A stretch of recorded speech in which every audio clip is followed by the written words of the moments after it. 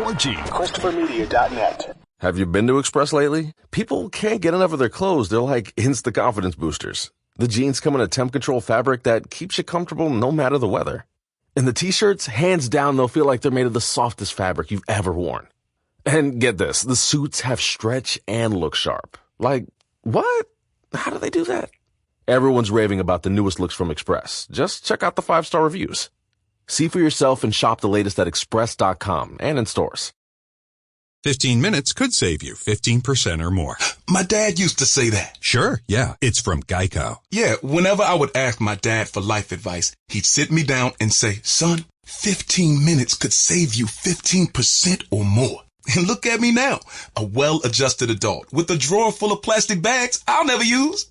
Okay, I'm confused. Was your dad a licensed Geico agent? Nah, he was just a real good dad. Geico. 15 minutes could save you 15% or more. Streaming only on Peacock. John Wayne Gacy is suspected of having killed as many as 32. Straight from the killer's mouth. They want you to believe that I alone committed these murders. The new gripping 6-part documentary series that investigates the crimes that shocked the nation. The thing everybody thought they knew wasn't the whole story. John Wayne Gacy, Devil in Disguise. All episodes streaming now. Only on Peacock. Thank you for visiting ChristopherMedia.net.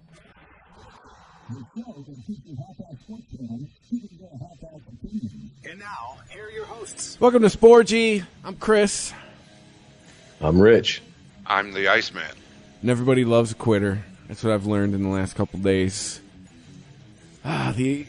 What's going on with athletes the last couple months? It's all of a sudden like you could take a mental health day. Is this a new thing? Look, I talked to my wife about this, and her body of work, talking about Simone Biles, everybody, of her body of work, all right, makes her a great Olympian. I can't question that. I just can't. However, what she did in Tokyo, I got to call bullshit. All right, she didn't come out the day of competition and like, guys, my mind's messed up. I'm screwed. I'm having problems focusing because of Larry Nassar. Please do this without me, and I'll be there to support you. This chick went, did a vault, messed up, biffed it, and then said, yeah, my mind's messed up. Larry Nassar, sorry. That's crazy. Too much pressure. Got to go. Yeah. And see, this is why. Okay, I don't care that she's fucking like, oh, I have issues with my mental health and this and that. That's sad for you. I'm sorry for you. Here's the deal. And we haven't raised our children, or we haven't brought up athletes this way for 2 generations now, and we're starting to see the dividends pay off, for better or for worse. We need to tell these oh so fucking fragile athletes that you may be good, you may even be great, but until you overcome all obstacles, mental, emotional, physical, neurological, whatever the fuck, and go out and do that rare air shit, you're never going to be the GOAT. And then here's the thing. Well, I want to be the GOAT, but I had this problem. Well, then you're not the GOAT. Yeah. See, the stars have to align for you to be in the conversation to be the greatest of all time. You have to win the genetic lottery. You have to have the supportive parents, the right supporting cast of players. And guess what? This is life. Bad shit's going to happen to you during it. It happens to everybody. One of the most insulting articles I've seen about this fucking story is Simone Biles has suffered more trauma and tragedy in her life than most people on this planet will ever experience in their entire lives. How do you know? And I'm like, who the fuck? First of all, who the fuck are you to qualify that? Second of all, you don't know that. Yeah, exactly. Like, fuck off. All right, now look, she's still in the great Olympian, has won gold medals. No one's arguing with that. But we say it about Mario Lemieux, who missed seasons due to cancer. He didn't get this, even though he was on pace to pass Gretzky as all-time goal-scoring leader. We didn't give him the fucking record because, well, if it hadn't been for that cancer and those seasons you missed, that's not how sports works. Yeah. And see, this is the problem. We've raised children to where, no, there's no consequences. I admit I'm wrong. Me saying I'm wrong goes against everything that we instill in children these days. For anyone to admit I made a mistake is akin to making them fuck somebody they're not sexually attracted to. I mean, that's what they act like. They act like you're emotionally raping them if you ask them to apologize. And so when they apologize, they feel they've put the work in. My penance is my apology. So of course they feel I had to miss some shit due to this. Oh well. Well, Michael Jordan had 104 flu and went out and fucking nailed it. Okay, Brett Favre's dad died the day he threw for fucking the highest amount of touchdowns and yards he ever threw at fucking Lambeau up to that point. I mean, do we need to go on and on and on? Mario Lemieux played through cancer. There's a guy, I forget his name, sorry. There's a guy in the NHL who sat out a year and a half, beat cancer, aggressive cancer, and came back and is still playing. Athletes are supposed to have the most steeliest of the like that. That's, I mean, back when we were kids, I mean, that's just how it was, right? If you were a professional athlete, you had grit. You had more grit than everybody else. You could struggle through more adversity than everybody else. You were tougher than everybody else. And this isn't. Oh, I'm sorry. Go ahead. But this combined with Naomi Osaka, I mean,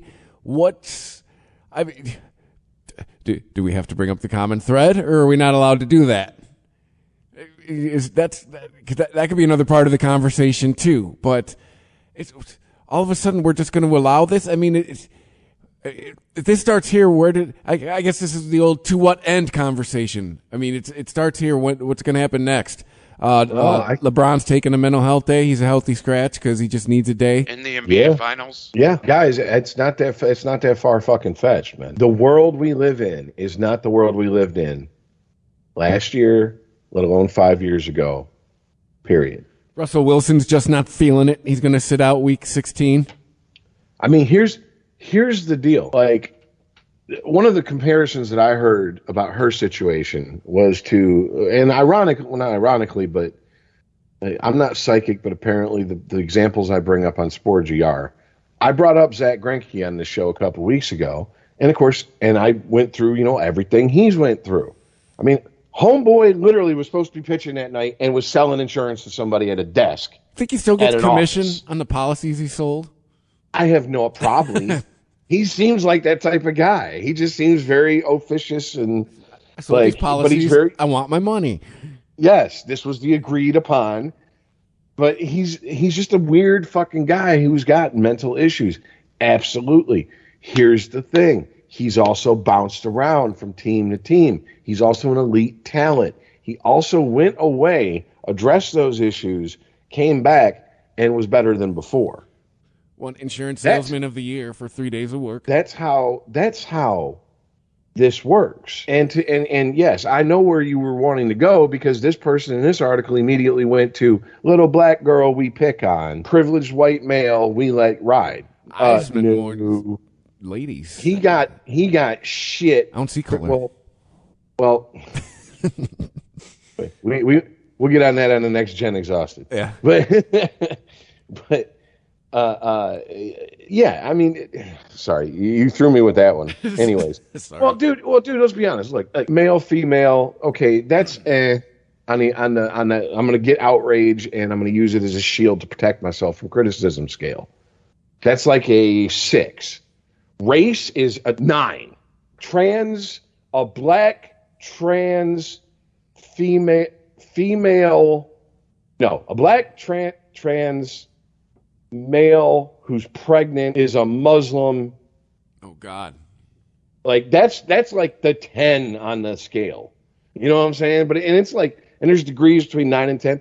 Race is pretty much 9 right now. You get every job you ever applied for. I would go nuts. I would shoot for the moon. I would apply to CEO of shit I have no business applying for. Just because I would probably get hired. Here's the conversation that probably needs to be had that's not being had. You want to make it about mental illness? You want to bring awareness to it? You want to bring awareness to the fact that there are plenty of athletes that suffer from mental illness? Then why are the athletes and the people who supposedly support these athletes pitting them against each other? Why isn't someone like Simone Biles talking about the struggles that other athletes have went through before and said, look, I'm not saying not to deal with it or just to walk away from your sport, but there's got to be a better way. Because the way we have now led me to this point, and it led people before me to almost the exact same point, walking off the job. It doesn't make sense. Yes, we are paid a lot of money and given a lot of fucking adjuration to play a child's sport, essentially. Or what she said was a bunch of bullshit because she fucked up and she took her ball and went home. I gotta say, guys, seriously, that's all I saw. Well, that's all you saw because that's where your mind goes. But I think we've established that we hear, the average person hears hoofbeats, we think horses, you think zebras. We get it. I understand.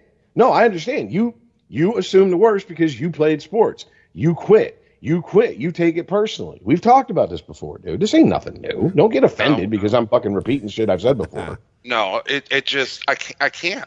I'm with you on this one, Ice. About Simone Biles. Everybody wants to talk about the greatest Olympic gymnastic person, and that's true. She was. She's done things that other people haven't been able to do. She was amazing, but what she did in this Olympics, I can never not put her, or I can never put her with Michael Phelps. Yeah, isn't this her second Olympics? Like all of a sudden, she's been doing this professionally for at least 8 years. That's just if you count an Olympics.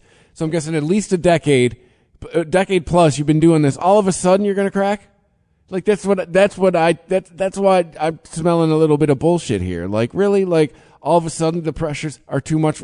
The pressures you've been dealing with for a decade plus, all of a sudden they're too much. Like, come on, man. But she hasn't mentioned it at all.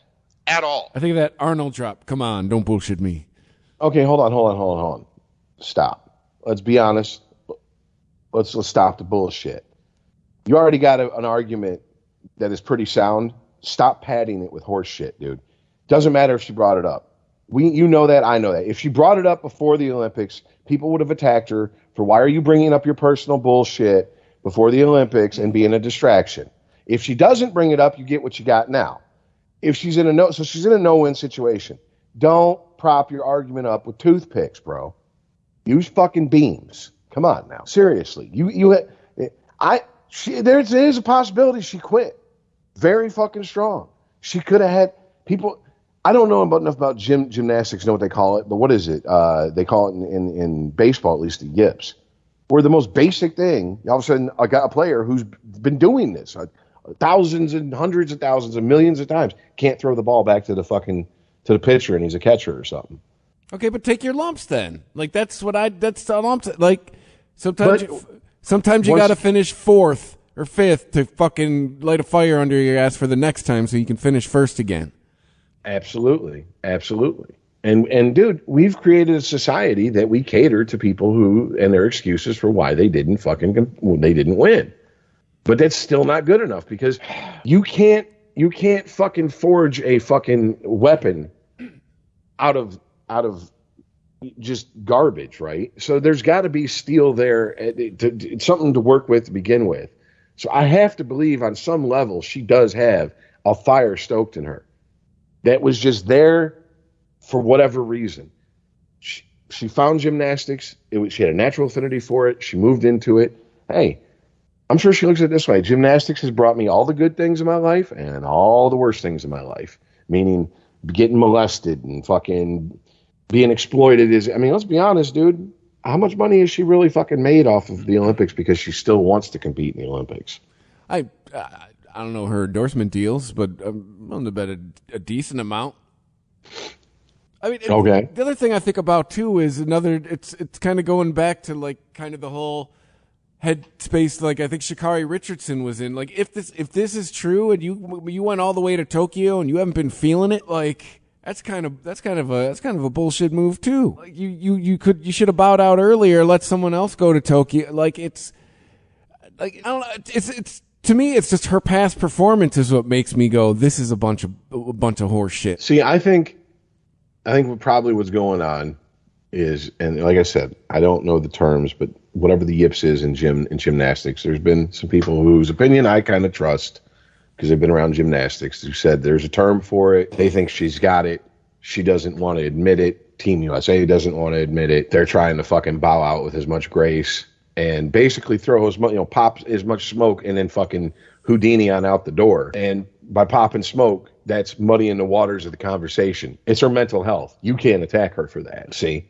So all you can do now is go, I think, oh, you think? You have no proof. See what I'm saying? Like, this is, this is how, believe me, folks, the media, like chess, maneuver pieces around on the board to get you to feel and do a certain thing and make it socially acceptable to say one thing and not another. Oh, she threw up the shield. Sorry, she threw up the shield that you can't, like, Meghan Markle threw it up. Like, so when everyone was calling her on all of the, like, I think Inside Edition figured out the interview she did with Oprah, like, more than 50% of what she said was out and out lies. But because she threw up the mental health shield, he said anything about, the other way, you're attacked, you're an asshole. Trust me, anyone gets a hold of this, I'm done. It's over. Well, we're done collectively. It's in that sense. And that's why I said, okay, you want to play the game because this is the game now. See, we tend to get mad at the rules of the game, but we don't have a say in that. We have to just deal with the rules. They're dictating the rules. Okay, cool. So I can't talk about her mental health. Well, let's talk about how she ain't the greatest of all time. She ain't even in the conversation, and this is why. Oh! And I have villagers at your door with torches. Bring it. Trust me. Anyone shows up at my doorstep in this neighborhood, your mistake. Okay, I ain't near the city no more. Bring your weak titty bullshit. Okay, out here my neighbors will handle it and then fucking dump you off on my porch and say dispose of that. So yeah, go ahead. And you have the land to do it. But I mean, I don't have to go far for the pig farms now. That's the good part of living out in the booth. Never in any time in history is it any more evident that a narrative is being crafted by the press. Like it is, the press has shown their ass so much in the last 5 years at least. They started showing it, I'd say, about 2010, and it has been ramped up, and now there is clearly a story being told. Some things get put out there, and some things get buried. And some you're allowed to talk about some people and not others, and some people can get away with some things, and some people can't. Yep. One of the things that people are comparing Simone Biles to is Carrie Struggs when she Carrie Struggs injured herself and still went out there and performed a perfect and got the medal. Yeah. This ain't Carrie Strug at all. None of those boxes were checked. She did not go back out there. She did not injure herself. She did not win anything. Carrie gives praises to Simone Biles. Well, you have to, right? She's an alum. She's a team alumni. She's nowhere near this. She don't want the heat. Carrie Strug wants to keep making money. Yeah. I mean, that's just a business play. Hey, I'm still a whole glass of milk. My name's Carrie Strug. I'm not saying Simone Biles doesn't have issues. I'm not saying she couldn't focus. I'm just saying if all of that was the case, that she should have said something before she took that first vault. Exactly. No, you're absolutely right. Okay. Because this is it. Look, you're competing in individual and team when you're going over there. Okay. If you're just competing in as an individual, in my mind, that's and you drop out over some bullshit. Now this is all now we can fucking let's play in the land of what if. Okay. If she did fucking quit over some horse shit, or because she just was like, oh, I've been distracted for the last 4 years and I'm not as great as I once was, or whatever the fuck. Why'd you go to Japan? Yeah. If you're there for an individual one, that's good. That's bad enough. You're there for a team competition. You just fucked over not just one person because you took a spot from, but your whole team. It ain't all about you, sweetheart. And see, this is, of course, because the way that our media is, Trump, someone stuck a mic in Trump's face and said, hey, what do you think about what's going on over in the Olympics? And he did what he took the bait. And Trump did what Trump did. Yep. Trump's going to Trump. And he, Oh, that's what woke politics gets you. And it's like, yeah, okay, well, you're taking one slice of a pie and trying to act like it's a whole pie. It doesn't matter the distraction. Distractions have always been there. These are the Olympics. You're supposed to be the most finely tuned athletes in the world competing against each other. Any distraction is a problem. It is problematic, as the kids like to say. Okay, so yeah, if you're the U.S. like women's soccer team, and you're running around talking about how you're not paid the same as men, even though you get a bigger percentage of the door, you just don't draw as much. All that bullshit, the whole kneeling, what's her face, the chick with the purple hair running around, rapping out. Got to have an opinion about everything. Got to show up at every fucking this, every that, every opportunity. Take a picture. Oh, look, I'm gonna kneel, even though my black teammate's standing right next to me now. Blah blah blah blah blah. And then they get out there and, dude, 3-0. She loves using that F word too, bro. 3-0. Yep. You didn't score. Got that ass whooped. Literally, you could have just played defense and probably ended up with that fucking same score. Speaking of Trump, did you see his speech when he brought that up and everybody cheered? Because they're simple. They see a slice of a pie and he goes, "This is a whole pie," and they're like, "We love the emperor and his clothes." They're too dumb to fucking see through the bullshit. And the bullshit is he's right, but he's right because he's right. And he's right for the wrong reasons. And that's what Trump loves to do. And that's where Trump lives. That's his zone. Distractions. What, Jesus fucking Christ. How much have we heard about the U.S. women's Olympic soccer team in the last 3 years? Does the men's team even exist? Right. Probably stacking up championships and we don't even know. You got your way. You got what you wanted. You got attention. Now that the spotlight's on you, you're wilting. What's the reason? Mental health. And you know what winners do? Winners go home, lick their wounds, look at the tape, figure out what they did wrong, correct it, train harder, go back next time, and win. Winners go home and fuck the prom queen. Yeah. The Rock. Yeah. Well, what the fuck? I mean, okay, let's keep it about the sport. Fine. What is your excuse then? You've had not 4 years, 5 to prepare for this. To train. And don't give me this COVID shit. You're going to tell me that if you really wanted to fucking get some extra fucking reps in down at the fucking gym, Miss Biles, they wouldn't open it up for you? You know what I'm saying? Like, even during COVID, get the fuck out of here. Come on, man. Would you like to hear some of the headlines about Simone Biles? The ones I sent you guys in the chat. Simone Biles' withdrawal will make us all winners in the long run. Simone Biles in the most human meaning of courage. Olympic great Simone Biles shows strength in knowing when you need to stop. In the final, these women don't owe us anything. Barf, barf, barf. Puke, puke, puke. Why was I not seeing these articles when Zach Greinke was going through what he was going through? White male? We don't hold anything back on this show, right? I mean, that's what we're all thinking. Well, I mean, I can tell you this. NPR... their quote unquote sports division only covers stories that make sports look horrible. I'm like, NPR is like Nickelback. It's music for people who hate music. NPR sports is sports for people who hate sports. I was say, like, sometimes the comedy writes itself. Like what does it say up there? Just I like sports. It's got that up there. No one has a team. I don't know. I've never seen anything on their website, but I'm just saying they cover like cricket. Listening to NPR, I'm sure curling's huge.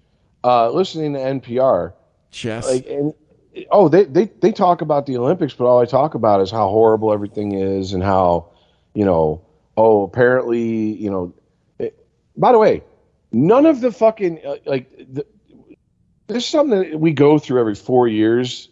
And this proves that this country, our society, has amnesia. Everybody gets outraged and shocked by either how stringent or loose the local laws are in regards to what a person can and can't do. And, of course, the Olympic Village and all the fucking that goes on there is always, good for a giggle or two on late night, don't try hard comedy. And, that's usually what it's been over. What about the fact that,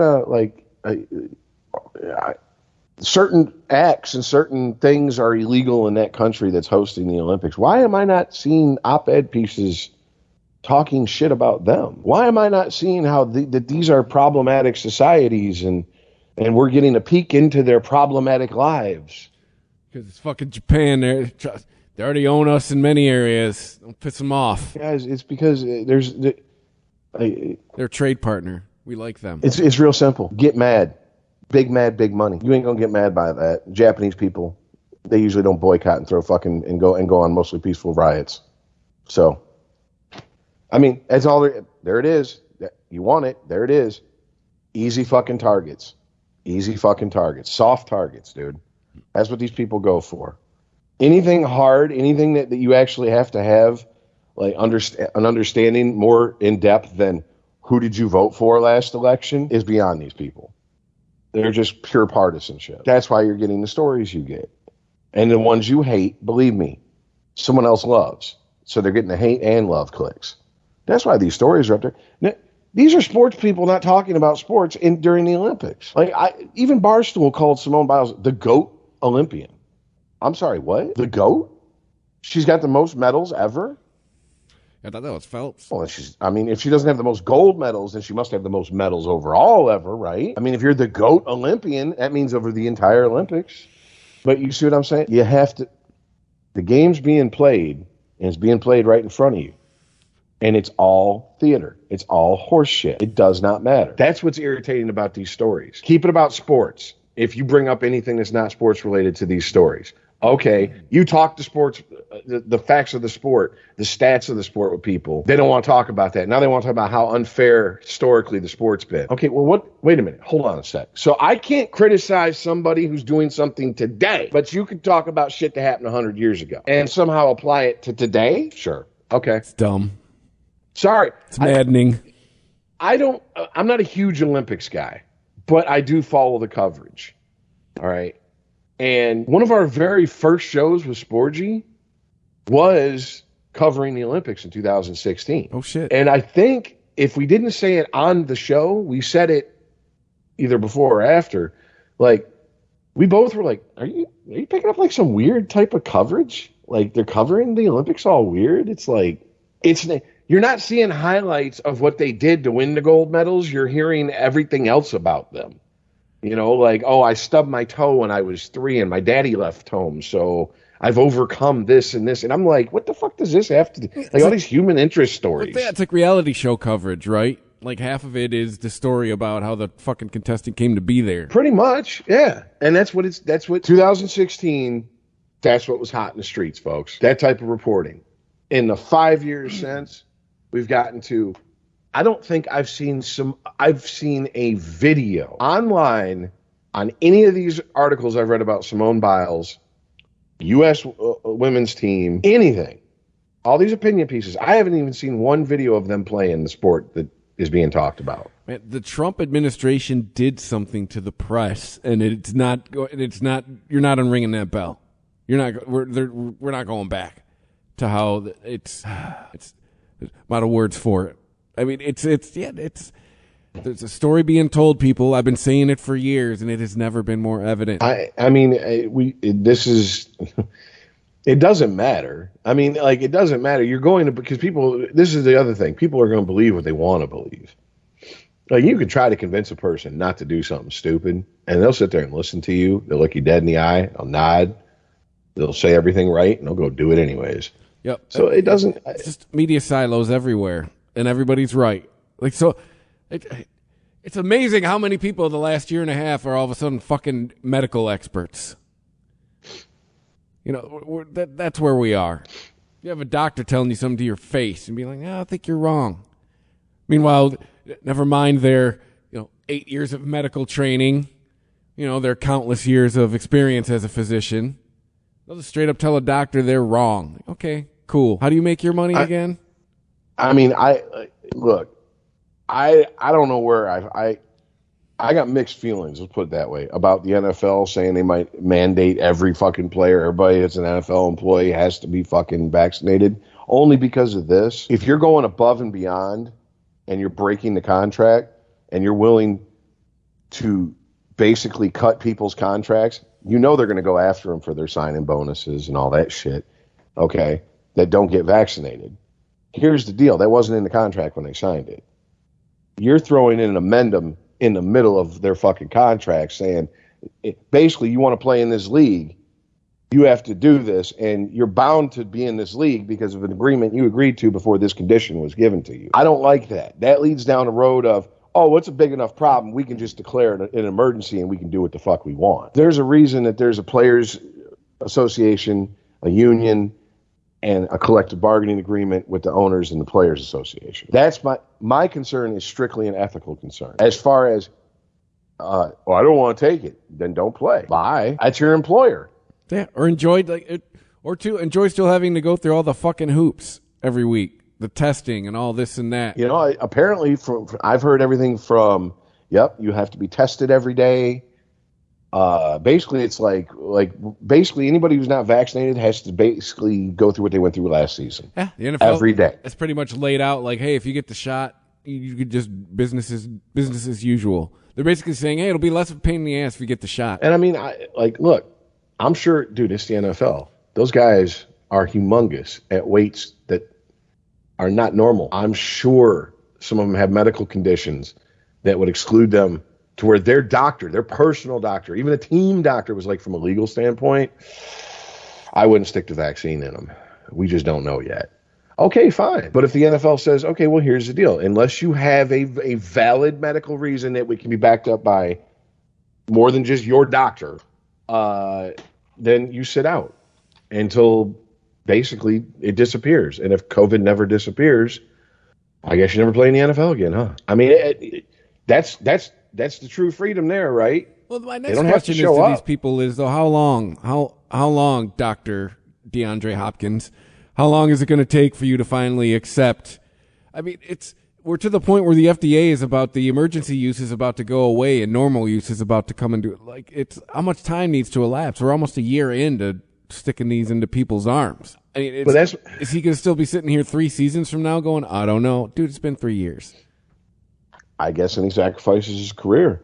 I mean, dude, that's basically what we're talking about. Once again, we're right back to where we were when we were talking about the character makeup of these athletes these days of, well, I'm standing by my principles. Well, good for you. There's consequences. Yeah. And here's the deal. If you're willing to change your principles, then were they really a principle? Was it something to live your life by, or was it a suggestion? I mean, well, I got a family to take care of. Go get a job. There's plenty of places that let you work without the jab. I'm reminded of a scene in 30 Rock. I don't know if you guys ever watched it. Alec Baldwin's talking to Tracy Morgan, and Tracy Morgan is a disgraced, at the time, he's a disgraced fallen movie star. You know, like he was A-list at one point, he's fallen to C-list, and they're at some kind of charity event. And Alec Baldwin says, hey, what did you say to the president of Paramount? He's like, I told her she can kiss my ass. He's like, what did you say to the president of Universal? I told her she can suck my black dick, or whatever. And he's like, well, how's that working out for you? That's where I get to a point with a lot of these people. Like, a lot of these people who, like, just refuse. They always take a stand about everything, and I never change my mind. And, you know, generally, if you ask them how things are going in their life, they kind of have the life of somebody who, like, it's just refusing to be flexible. At some point, you're going to be dealing with a whole bunch of consequences that come with being like that. Mm-hmm. There's a reason there's audibles at the line in football. There's a reason the military trains you for combat by teaching you to improvise, overcome, and adapt, or improvise, adapt, overcome. See what I'm saying? Like, these aren't just mottos that are on fucking stickers on the back of people's trucks. This is what you fucking do. And you're a professional athlete and you can't understand that. You never change your mind. To me, this is the privilege of being an athlete who's been picked out and singled out from the crowd as someone who will go far, and all the trappings that come with that, coupled with, as a society, your truth. And who am I to question your truth? So never mind the truth. Yeah, facts doesn't. Our feelings don't care about your facts. This is the world we live in now. You don't like it? You should have done something. It's too late now. You're not locking that fucking barn door. The horses are gone. They're glue and they're in dog food. They're not coming back. Get used to it. So this is what we got to look forward to. I'll tell you what. I guarantee you. I know that the ratings for television sports shit is can be fudged because they'll say, oh, well, streaming online was huge and blah, blah, blah, and all this bullshit. But let this shit keep up and watch the ratings fucking drop for the next fucking Olympics. I mean, the NBA ratings are down the last 2 seasons. Last year, oh, it was coronavirus. Okay, fine, cool. There's your one. What about this year? Like they were down over down. They had a regular season this year, in a sense. They only started like a month later than they would have started. Well, I mean, if that's the case, then I don't know. I guess these people better start learning to live with a little bit less money in their pocket. I mean, hell, you could argue that finals went long. The season went as long as it should have went because the finals were damn near ended on the 4th of July. Mm-hmm. They usually end at the beginning of June. Yep. Sporgy. ChristopherMedia.net. Peacock fuels your true crime obsession with exclusive new originals. John Wayne Gacy, Devil in Disguise. Clowns can get away with murder. And Epstein's shadow, Ghislaine Maxwell. She inherited Jeffrey Epstein's secrets. Plus the most bingeable crime series, Snapped. Sign up now at PeacockTV.com. Summer equals adrenaline-pumping adventures at PA's biggest outdoor water park, Camel Beach. Located in the beautiful Pocono Mountains with 37 rides and slides. Check out High Noon Typhoon, our biggest water slide ever. Plus, experience a taste of Camelback Mountain adventures at the Adventure Zone, located inside the water park. Just 90 minutes from NYC. Buy your tickets online. Purchase the 4-4 Fun Special and save up to $40. Visit CamelbackResort.com. With Allagash White now available in 12 packs, no matter if your next adventure sounds like this, onward, or like this, you can count us in. Allagash Brewing Company. From Maine, with love. Must be 21 years or older. Please drink responsibly. Fellow Americans, Bill O'Reilly here. I'm sure you've noticed everything's getting more expensive. With all of this out-of-control money printing and spending by socialists and government, I'm concerned about the dollar. If the federal government continues this way, the dollar could free fall or even lose its coveted role as the world reserve currency. That's why there's never been a more important time to consider gold and silver to protect yourself and your family. American Hartford Gold is the only company I'm happy to put my name behind. It takes a short phone call, and they'll have physical gold and silver delivered to your door or put inside your IRA. Plus, tell them Bill O'Reilly sent you, and you'll get up to $1,500 of free silver on your first order. Please call 866-349-8999, or you can text RIGHT RIGHT to 65532. Again, 866-349-8999 or text RIGHT to 65532. Have you been to Express lately? People can't get enough of their clothes. They're like instant confidence boosters. The jeans come in a temp control fabric that keeps you comfortable no matter the weather. And the t-shirts, hands down, they'll feel like they're made of the softest fabric you've ever worn. And get this, the suits have stretch and look sharp. Like, what? How do they do that? Everyone's raving about the newest looks from Express. Just check out the 5-star reviews. See for yourself and shop the latest at express.com and in stores. Have you been to Express lately? People can't get enough of their clothes. They're like instant confidence boosters. The jeans come in a temp control fabric that keeps you comfortable no matter the weather. And the t-shirts, hands down, they'll feel like they're made of the softest fabric you've ever worn. And get this, the suits have stretch and look sharp. Like, what? How do they do that? Everyone's raving about the newest looks from Express. Just check out the 5-star reviews. See for yourself and shop the latest at express.com and in stores. ChristopherMedia.net. Sporgy.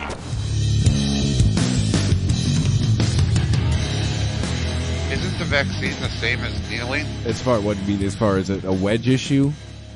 Just it's the NFL is a company. What they say goes. You want to kneel and support, whatever you want to support. Well, that's too damn bad. We're not allowing it.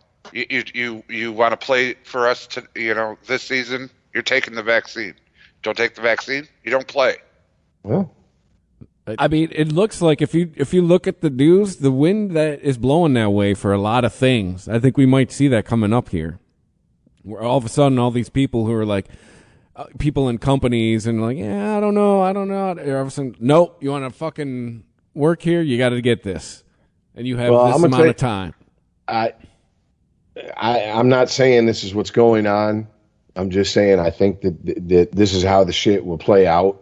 If we go back, if we go back to some sort of, oh shit, we're leading off the news with new and COVID infections and deaths, and it's the unvaccinated, okay, then yeah, and we go back to like mask mandates and a couple states locked down, there will be you believe me.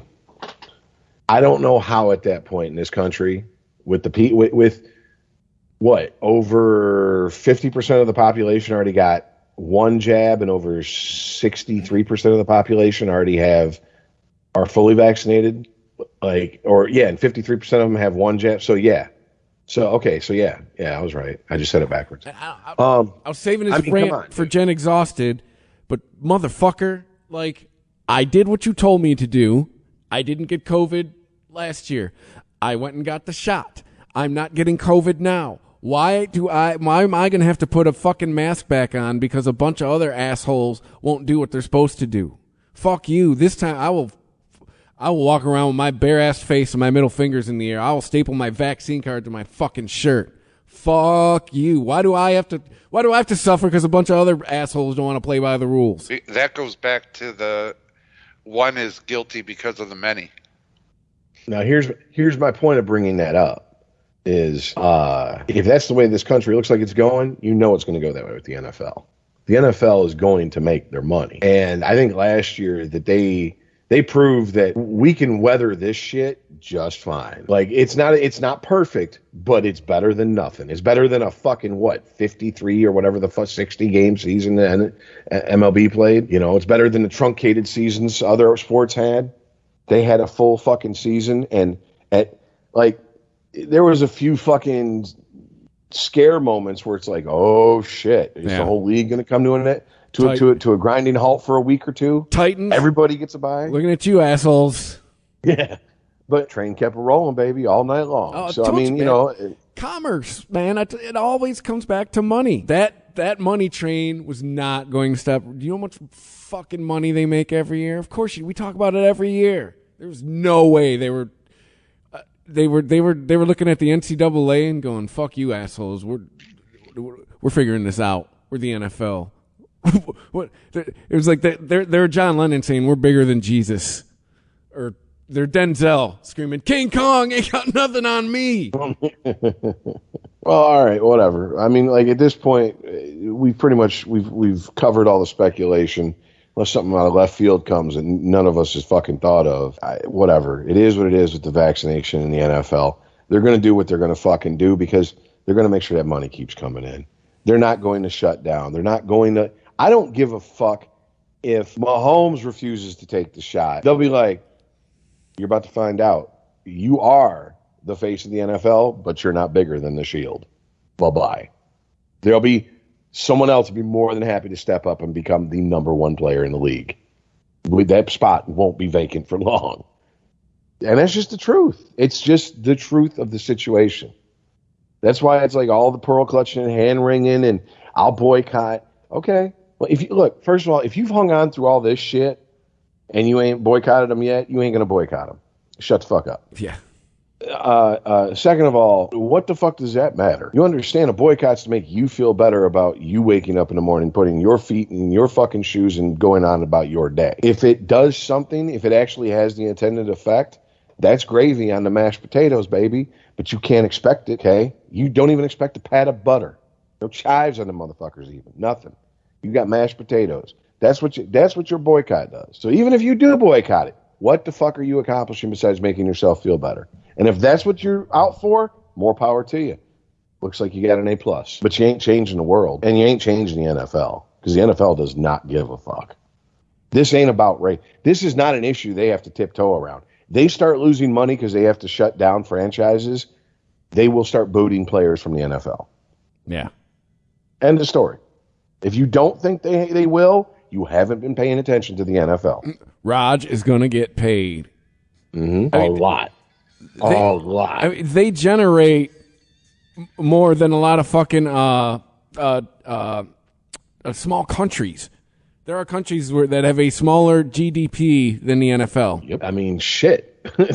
California's got more than the bottom half, 50%. Their GDP is more than the bottom 50% of countries in the world. So, I mean, it's like the 6th largest economy in the world, I believe. Yeah. So, but anyway, since we're on the NFL, and hopefully we can wake Ice up.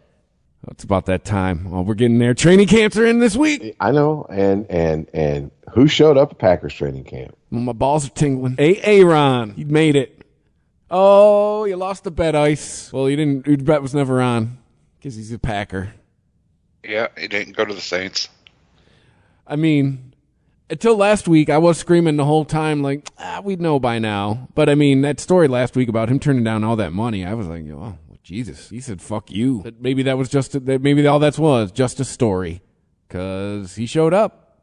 He's there. He's taking reps. They let Blake Bortles go. What the fuck was Blake Bortles ever going to do? Fill a roster spot. Exactly. Warm the bench. That's it. Fuck out of here, Blake Bortles. They burn Lambeau Field down. It's probably there more to mentor Jordan Love. I was going to say, man, but at that point, what's Fitzmagic doing? Where's he at? He's got to be close to retirement, but no, he's on a roster somewhere. I saw it the other day. He's in Washington. Oh, still in Washington. Okay. All right. Well, okay. Here's my question. Rodgers comes back. Yay! There's much cheering and rejoicing in fucking Lambeau or wherever the fuck. What the fuck was this about? Because it wasn't about money. Obviously, Chris, you already brought that up. If it was a grab for power within the organization, I think he did more damage to himself as far as his legacy with that organization than anything. He damn sure didn't get any power out of the situation. It's about that play, man. I'm telling you. He did not want – he wanted to call another play, and that play that made them did they miss the playoffs or they lost their playoff game? So you think it's – so that's what I'm saying. Now, if it's that type of control and a power grab he was going for, we won't know. He wants that Brady control. I mean – hasn't Tom Brady revealed he fucking changes a play all the time? He has that luxury. Yeah, but at the same time, he also fucking gets, his coach gets on fucking every interview and is like, you can ask anybody on the team, I don't give a fuck, he's Tom Brady. He fucks up, he gets yelled at just like everybody else. So I don't know. I mean, maybe because of his resume, he has carte blanche to do it. But Tom Brady, because he did come from the Patriots. I'm sure Bill Belichick. Because Belichick was there before Tom Brady was Tom Brady. You know what I'm saying? They made their bones together, but he was always the head coach. I'm pretty sure that he's get used to getting yelled at, being told, you fucked up, don't do that again. Mm-hmm. I don't know. See, Aaron Rodgers, it's dude, you're great. You're a Hall of Famer, all that shit. How many championships have you won? One. I'm sorry, Willie Beeman. Why are you changing the plays in the huddle? You know what I'm saying? What the fuck? What? Who the fuck are you? Who died made you offensive coordinator? But I guess in his defense, you do a job for so long at a high level. At some point, you got to be like, "Hey, I know what I'm doing." No, you're right. I'll get you your touchdown. I'll get you your first down. Trust me. I've done this a few times. Been here a little bit. Yeah. No, you're right. And see, that's the thing. We don't know the level of bullshit going on back there. Maybe, and wait a minute, hasn't this been an issue with Aaron Rodgers and previous head coaches and coaching regimes? Him butting heads with them about play calling and his ideas. I mean, isn't it the whole Mike McCarthy issue? Wasn't that part of it? Yep. So maybe he fancies himself as some sort of fucking player coach or something. And let's be honest here, NFL coaches, head coaches, got NFL head coach egos. I don't give a fuck you're the quarterback. I'm just put yourself in their mindset. Motherfucker, I was coaching before you were born, and I'll be coaching long after you retire. Thank you for your little fucking 12 short years of experience in the NFL. I'm good. And if that's the case, then maybe he's going to have a problem pretty much wherever he goes unless he walks into a situation where they just go, unzip your fly and gag me with it as hard as you can. Because seriously, dude, who the fuck, what respectable NFL head coach going to let Aaron Rodgers walk in, whip his fucking junk out, set it on his fucking forehead, and be like, I'm the one calling the shots here? Because it's essentially, and obviously it's not literally going to happen. We all know that's essentially what he's doing. This is some fucking alpha male, alpha pack, pack leader bullshit going on. And it seems like Aaron Rodgers is always in the middle of it, which makes me think that either he's insecure and he doesn't think he has respect, or he's just a real big asshole and a dumbass. He's or a control freak. Both. Yeah, and he happens to be paired, and you know what I'm saying? Like, and there's a control freak streak in there, and the coaches are like, just shut up and throw the ball, because that's really all you're good for. Maybe this choice in ladies, he has no control in his personal life, so he wants it all on the field. Well, I mean, dude, I think back to a story about the Colts and their playoff run, or their Super Bowl run from 2006, and they were talking to Manning, and I believe it was the Patriot game in the playoffs, and they were like, we got to get in the end zone. We got to get in the end zone. So they're in the huddle, and Peyton Manning's like the third wide receiver on the depth charts, telling him, hey, blah, blah, blah, blah, blah, blah, I can get open. He's like, yeah, okay. If Reggie has a suggestion, I'll listen to him. You know what I'm saying? Yeah. Like, you ain't Reggie Wayne, bro.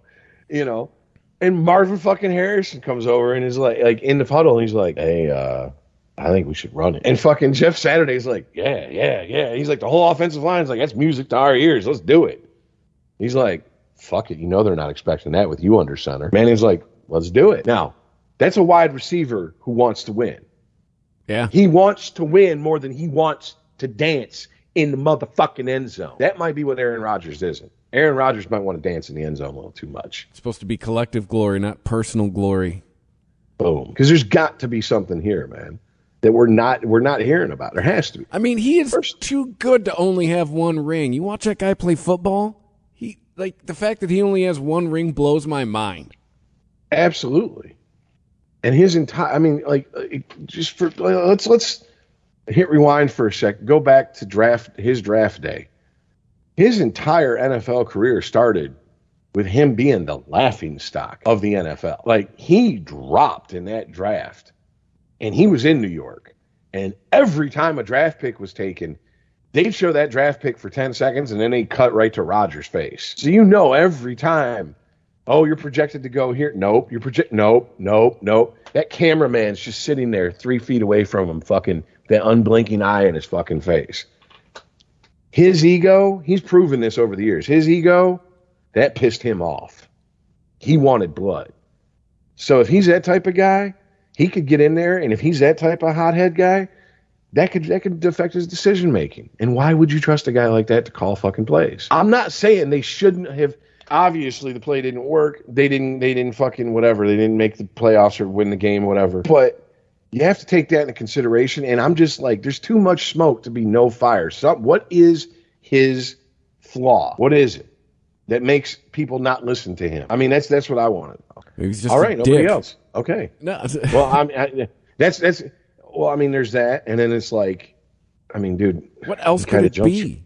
He jumps from relationship to relationship. These broads get in his life, and fucking from every fucking story I've read about every relationship he's been in, they start telling him what to do and what's what and where's what, and he just falls right in line. So maybe he's super fucking needy. I don't know. I mean, his public persona, he's very likable. Yeah. They've made sure of putting him in all the right commercials, and he says all the right things when he's got a mic on him. Like, he doesn't seem like an asshole. He can definitely laugh at himself, which is most asshole athletes, that's their big blind spot. They cannot laugh at themselves. He can laugh at himself. He had some of the better commentary in that match. That golf match a month ago with him and Brady and Bryson and Phil. Shit, he hosted Jeopardy. Yeah. You know what I'm saying? I mean, like, Johnny Unitas didn't host Jeopardy. Joe Namath didn't host Jeopardy. I'm surprised he wasn't up there at one point being like, hey, I finally did something Tom Brady didn't besides his wife. Buzzing. I'm surprised he didn't just drop something like that, because it's like, Tom Brady, first of all, Tom Brady and the words Jeopardy, as far as the game show, should probably never be in the same sentence, because if it was football Jeopardy, maybe. Maybe. Jeopardy about giving your child creepy kisses on the mouth. He would win that shit. He'd be grand champion. Like Tom just seems like a football robot. He's very good at what he decided he was going to be very good at. And he's like, this has got me through life. Good. The Adam Carolla show, one of his sidekicks went to high school with Tom Brady. And it said, while he is a nice guy, he was not too bright.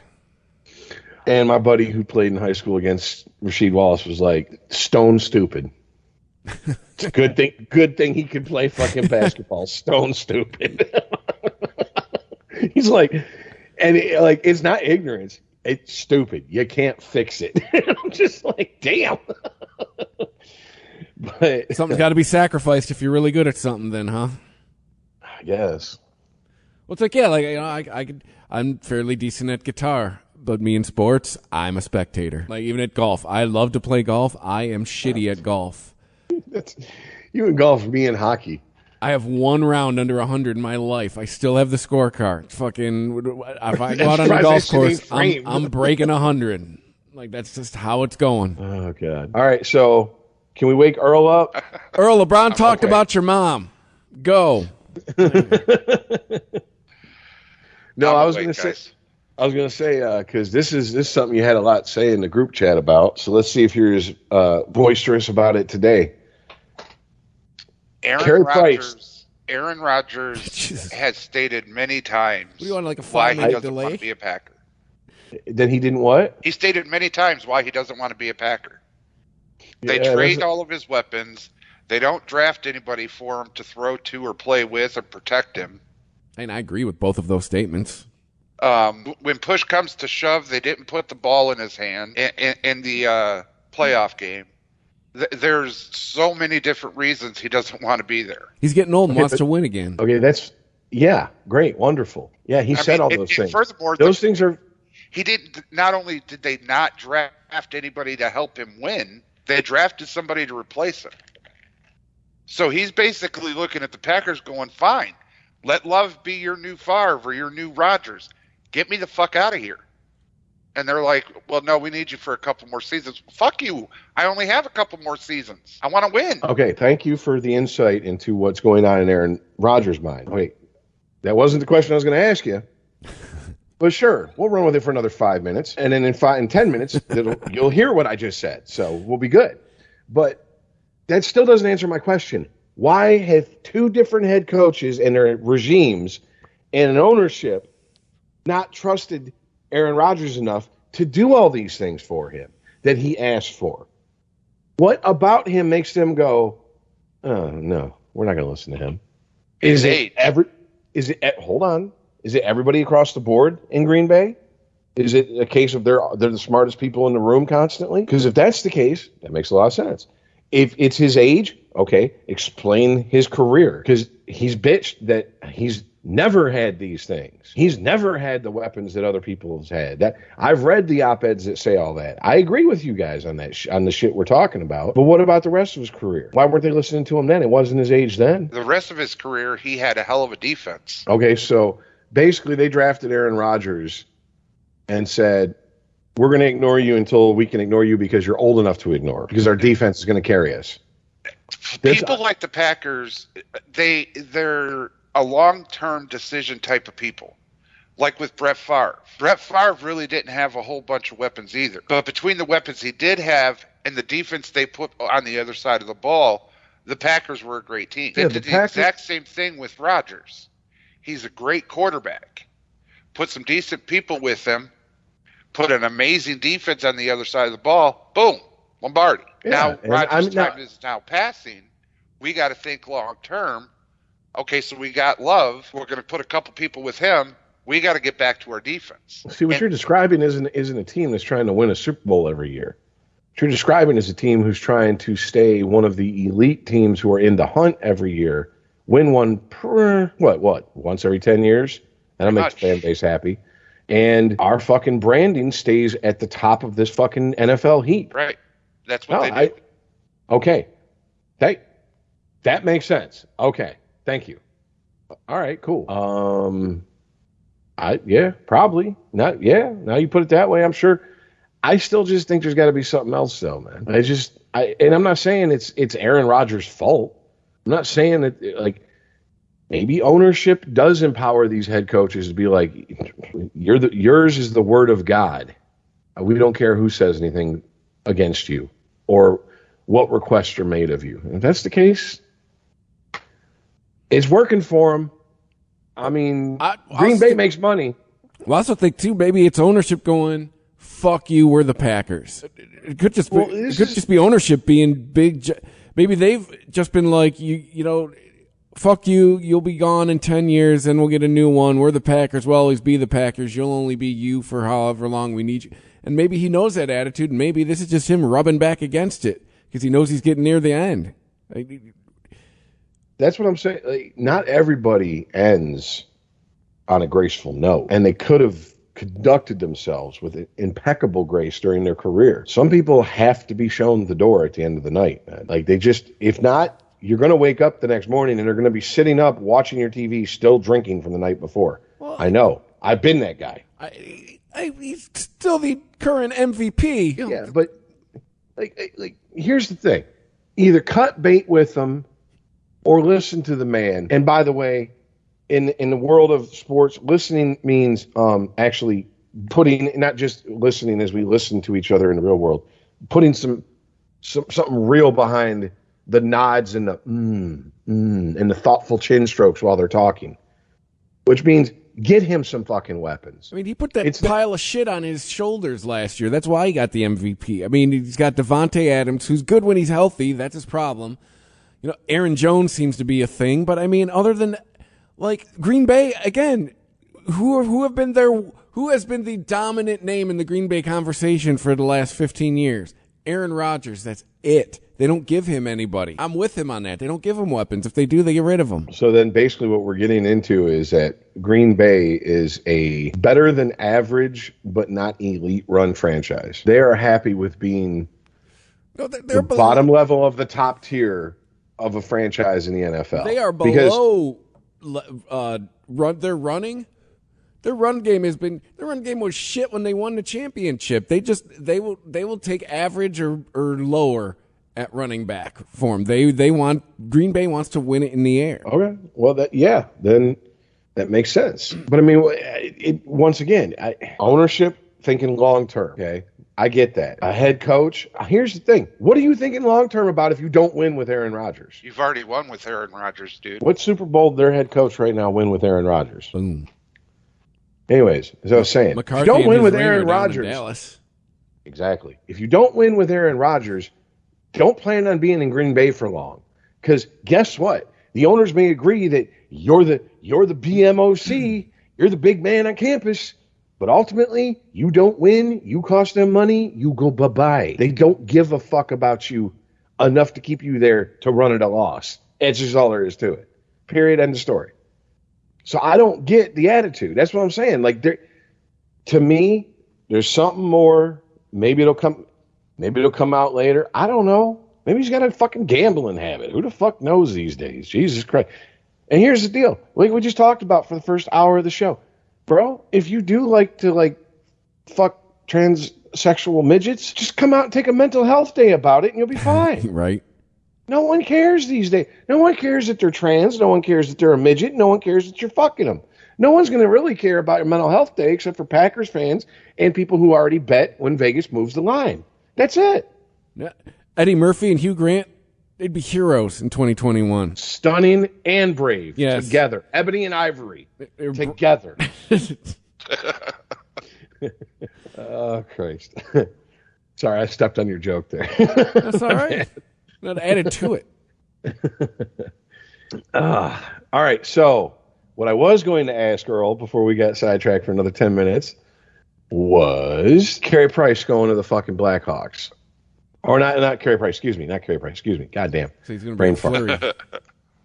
Fleury going to the Blackhawks. So you had a lot to say about it in the chat. Here's your chance. Go ahead, bro. I think he's going to make the Golden Knights pay for trading him. Didn't he do it to Pittsburgh? He did. You won a cup the following season? My point. Oh, yeah, assholes. Pittsburgh was like, okay, you won a Stanley Cup. Thanks. Bye. I was like, really? He went right back that year. Expansion team, huh? He didn't win a cup, but yes, he did go to the Cup Finals in the first year of the franchise that picked him in the expansion draft. Well, he's getting up there in age, and speculation is if he has any, he doesn't want to stay for a rebuild. He doesn't want to whittle away the last few ounces of hockey he has between the pipes for a team that's rebuilding. I understand that. If Chicago thinks that this is a retool, like an off-season retool, reload, come back out and get back into the contention thing with him, they're going to have to convince him of that. I really, truly believe that. But I do agree with you. If he's pissed off at Vegas, oh boy. Because he seems like that type of guy. He needs that chip on his shoulder. And he's been given plenty of opportunity. Like you said, man, dude, he won a cup and he was shown the door. And by the way, he wasn't shown the door for like the next great Pittsburgh goalie either. Like he wasn't, well, you know, thank you for your time. Thank you for mentoring this goalie, but he's the goalie of the future. We're going to move on. No, they left him unprotected in an expansion draft. That's why I said Carey Price, because they did the same thing in Montreal this year, but Kraken didn't take him. Anyways, and he went to Vegas, and believe me, it had to fucking weigh on him. Like, oh, you're just going to throw me away? All right, bet. Let me show you what you missed. Yep. So, the way I'm looking at it, like, if he still has the fire to play, thank you for pissing off. Every team in that division's going, thank you for pissing him off. Right. To make sure that he's going to play with that chip on his shoulder. Assholes. Look, at the end of the day, whoever's on the ice, you know, defenseman, winger, center, whatever, it's great to have goal scorers. But at the end of the day, if you have a badass netminder, it really doesn't matter who's on the ice. You know, you got a great chance of coming out of there with W. You're going to have a goals against average that starts with a decimal. It's going to be a wall. If you got a Stanley Cup winning goalie with something to prove, and whether he needs it or not, a chip on his shoulder, and he's pissed, yeah. I mean, you don't really need an amazing all-star hockey team to go far at that point. Well, I say in any sport, a guy who knows how to win at a high level with a chip on his shoulder, have fun. You know, Exhibit A, this guy who's down in Tampa Bay right now. He's a quarterback. You might have heard of him. Let me go, huh? All right, cool. I'm going to go to Florida where all... Is it Belichick or is it Brady? Here, let me show you something. I'm going to go to Florida where all old people retire to, and I'm going to whoop your fucking ass. I'm going to make you regret getting rid of me. Well, look, I think you have to remember, Scotty Bowman's son has got his fingers all in the Blackhawks pie. Like it, and believe me, Dad, can I get some advice? I'm sure that's happened once or twice. Is Scotty still with us? Yeah, as far as I know. Was he if Scotty Bowman died and I didn't hear shit about it, it's true. We would have talked about it. You know what I'm saying? Like, bro. But what is he? I Like will go 104? scrape Hockey Town off of center ice at the fucking. I was about to say the Joe, but you know what I'm saying? Like, no, get that out of here. We no longer deserve that. That's horrible. What's wrong with us? 87. Wow. Ain't young. I'm telling you, hockey players, good cardio, bro. They last forever. And you know the motherfuckers drink and smoke, especially from back in the day, like chimneys and sailors on leave, bro. But anyways, Bowman knows how you build a hockey team. At least, okay. Of the 3 listeners we have and the 1 hockey fan that listens, he's probably going to disagree with me, but whatever. It is what it is. I feel you build a hockey team from the net out. You get as solid a goaltending as you can get. You build a defensive core. You want that goaltender and his defenseman to have almost a telepathic level of communication. Like, as a musician, you understand what I'm saying. Nonverbal cues, a raise of the eyebrow, a tilt of the head, and everyone knows right where we're going. That's what they need to have. Then you get the core of your forwards built, and you can supplement with free agency. And I think that's what Detroit was doing with their draft this year by drafting a goalie like they did, but they've also drafted fucking hulking defensemen, which has always been a fucking want here in Detroit. And I don't think it's a coincidence that Yzerman came to full maturation underneath Bowman, and Bowman's got his fingerprints, and Bowman and his son have their fingerprints over this retool, rebuild, whatever they're calling it in Chicago, and that's how they're rebuilding the team.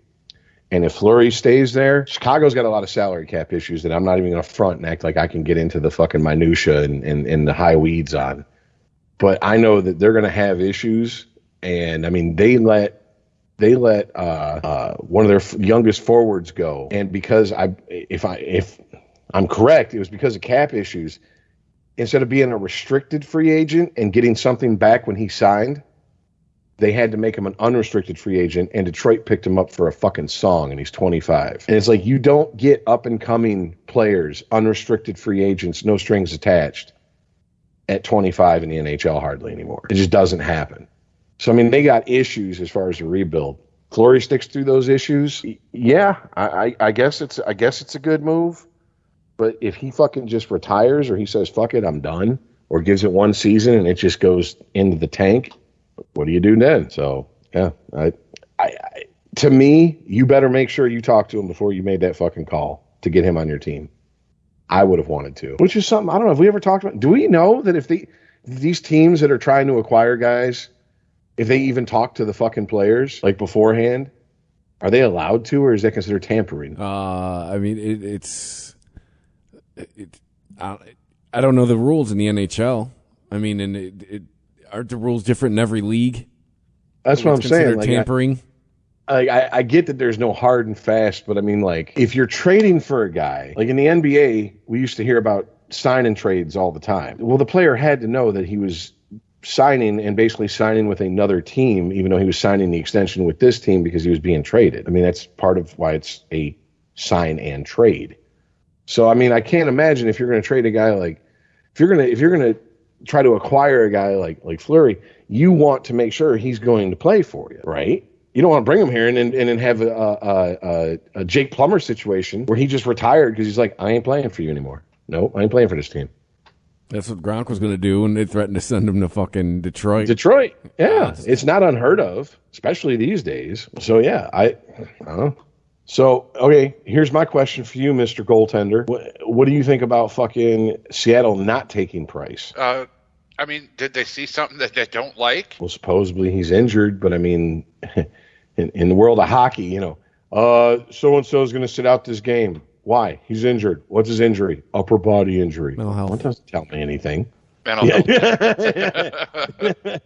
You know what? There you go, dude. Seriously, if it's going to, whether we want it to or not, once it becomes like the vast majority, it's socially acceptable to use that as an excuse. Teams will start using that because they won't have to give out where the person's injured. They'll be like, oh, he's got mental health issues. He has to take like 5 days off. It's crazy. Yeah.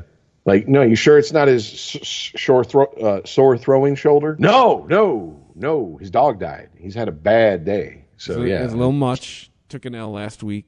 He needs his time. So we're going to, when Precious died, we got to give him 5 days. So, yeah. So he's going to miss 2 starts. Yes. But it's not due to his injured, his not injured throwing shoulder. Yeah. Dude, I could totally see that. You're absolutely right. Mental health day. That's all you have to say. Now, just like everything else in the world, they'll be able to get away with it. You think we can get away with that? Walk into our jobs and be like, I got to go home. I'm having a bad mental health day. Well, I'd say right now, it depends where you work. Us right now, no. But it's becoming a thing. It really is. As these millennials get older, like the old ones crossed 40, I believe, this year. It really is becoming a thing. Brave new world, folks. I mean, and here's the deal. As long as we are isolated here in the U.S., with sports that we really watch, because they're not, hockey's as much of an international sport as we get, but to be like honest, we're full of shit because everybody's world champions, but we don't play anybody but other cities from the same country. You know what I'm saying? Like, and I get it. We bring in people from all over the world, but motherfuckers are coming from other fucking countries to play football. You know what I'm saying? Like not many, but yeah, totally lost where I was going with that. God damn it. Plenty of people come from Europe to play in the NBA. What I'm saying, do I got to talk about baseball in South America? Well, what I'm saying, exactly. And then you look at, okay, the people from Europe, especially Latin America and baseball. Okay. I mean, I count North America all together. I'm sorry, my Canadian hockey fans. I know you don't like being lumped in with us fucking drunk, rowdy Americans below you, but we share the same piece of land. It's North America. You know what I'm saying? Mexico's North America too. And there's a European style of play traditionally and a North American style of play. And the European style of plays definitely come in. But what I'm saying is every 4 years, hey, we can watch the sports we want to watch. We can do this and this and that. But every 4 years, if you're a sports fan and we continue down this road, better get used to watching in the Olympics every other country whooping our ass. Because you know why? They got that immigrant mentality. They got that that Gardner Minshew mentality. Number 2's not an option. I haven't even taken a shit in a week. Okay? Like, that's the type of mentality these motherfuckers have. They come from places where they have real problems. That's what I'm saying. Like, I don't want to get Adam back into Carolla it. says it all the time. Like, we're out of problems. We started inventing problems. We got it so good in this country. We invent adversity. I know the least masculine generation in the history of this nation has decided that this nation's biggest issue is masculinity. Not really. Bro, go talk to somebody like 35 and under and try to guess if they're gay or not. Like, I'm not talking about the way they act. I'm talking about just effeminate traits are very much more fucking prominent now these days. From speech, the way we carry ourselves, everything. Also, too, there's some bros that are homosexuals that you didn't even know. I might be friends with one. What you gonna do, man? Hey, we just got done playing a round of golf. What you gonna do? We'll have a beer. What you gonna do? Suck a dick. All right, we enjoy that. There's some bro dudes that are into dudes. That's a thing now. But all right. Anyways, you do know who the Kraken did sign, right? Who? As their goalie? They took 3 in the draft, but go ahead. Philip Gruber. Philip Rivers. It was the Colorado Avalanche goalie signed with them. Okay. Well, good for them. Hold on. There you go. Sporgy. ChristopherMedia.net. Summer is here, and it's time to say goodbye to your old vacation and say hello to Camelback Resort. Stay at Camelback Lodge. The suites are all newly renovated. Splash at Aquatopia Indoor Water Park or Camel Beach Outdoor Water Park. Over 50 rides, slides, and attractions. Play at Camelback Mountain Adventures. Take the fun off-road with the new Switchback UTV tours. Just 90 minutes from New York and the Pocono Mountains. That's where we want to be this summer, at Camelback. Book your summer getaway today at CamelbackResort.com. Gym sessions and sweaty summer activities are back, which means more funky smells in your clothes because sweat leaves behind bacteria that causes those hard-to-remove odors. Clorox fabric sanitizer products are ready to zap the stink out of fabrics in your home by getting rid of 99.9% of odor-causing bacteria. Eliminate odors in every load or sanitize fabrics between washes with one of our fabric sanitizer products. Search fabric sanitizer at Clorox.com to learn more. When it counts, trust Clorox. Use as directed. Have you been to Express lately? People can't get enough of their clothes. They're like instant confidence boosters. The jeans come in a temp control fabric that keeps you comfortable no matter the weather. And the t-shirts, hands down, they'll feel like they're made of the softest fabric you've ever worn. And get this, the suits have stretch and look sharp. Like, what? How do they do that? Everyone's raving about the newest looks from Express. Just check out the 5-star reviews. See for yourself and shop the latest at express.com and in stores. Have you heard how amazing the deals are at Kohl's right now? Because it's unreal. You can shop the best active stuff from the biggest brands. I got 25% off Nike sneakers for me, 25% off Adidas shorts and tees for the kids, and Under Armour gear for my husband for under $40. I even got some Kohl's cash. So yeah, I'm for sure going back for round 2. I mean, how could I not? Select styles, Nike, Adidas, and Under Armour coupons do not apply. Some exclusions apply. See store or Kohl's.com for details. Your AC works overtime all summer, so be sure to replace your old air filters with new Filtry air filters. They recommend updating HVAC filters at least every 3 months all year round. So order your Filtry air filters today at Filtry.com. Let's clear the air. ChristopherMedia.net. Sporgy. All right, well, moving on. We are coming up here on the trade deadline, I think it was yesterday, wasn't it? When was it? I can't remember. Anyways, for baseball, yeah, it's about that time.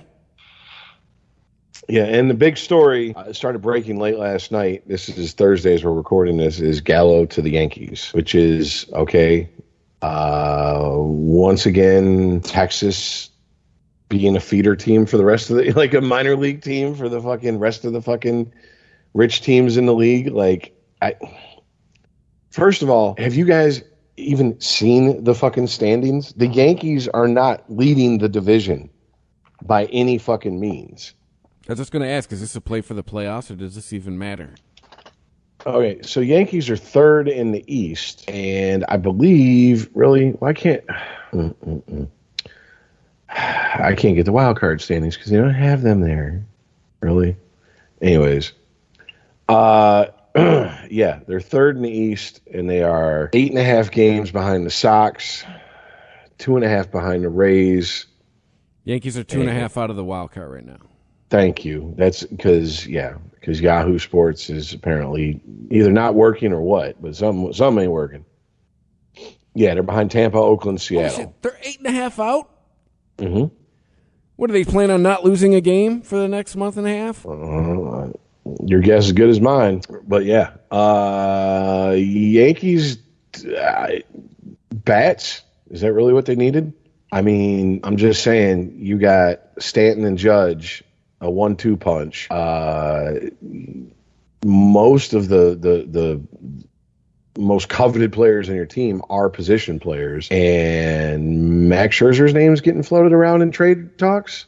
Now he has I mean, if I'm the Yankees, it's like I definitely have to make that call, right? Yeah, at least got to see. What do you want from Max Scherzer? Yeah, he has a no trade clause, and he can approve trades, but at a certain point, you got to be like, so how you feel about New York City?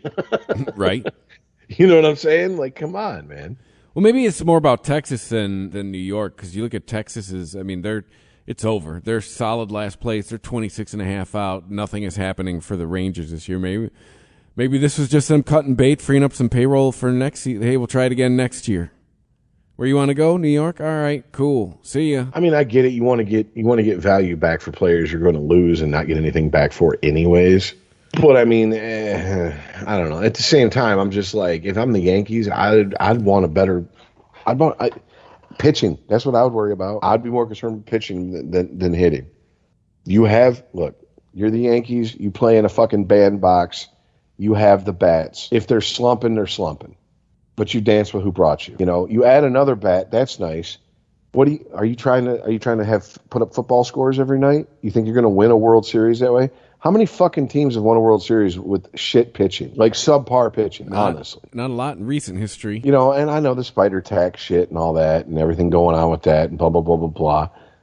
Whatever, doesn't matter. The rules are the rules. Everybody was cut off. They're checking fucking every pitcher as they come off the mound. They check every closer before he goes on the mound. Make sure he doesn't have any foreign substances on his hands. Because I know Yankee fans, they're just be, we weren't doing the shit that it wasn't banned until just a month ago. Shut the fuck up. If your team you root for was too stupid to take advantage of the rules, that's a them problem. I don't care. But everybody's on the same fucking playing field now. Go out and get pitching. I mean, and especially, what are you trying to build for? I mean, the Yankees seem to me like, you look at the Yankees and you look at their fucking record. Dude, they're 4 games better than the Tigers. Damn. That's their record. Okay. Like, basically, they're somewhat on par with Cleveland. If you want a central counterpart, they're like Cleveland. If they were in the Central, they would be right where Cleveland's at. Literally, yeah. Hey, Tigers aren't last. How the hell did that happen? Because they're showing signs of life, man. Tigers have a lot of young prospects. They do. Like top 100 young prospects. They have 2 in the top 10. Rex Grossman, the Cinderella story of the year. Rex Grossman.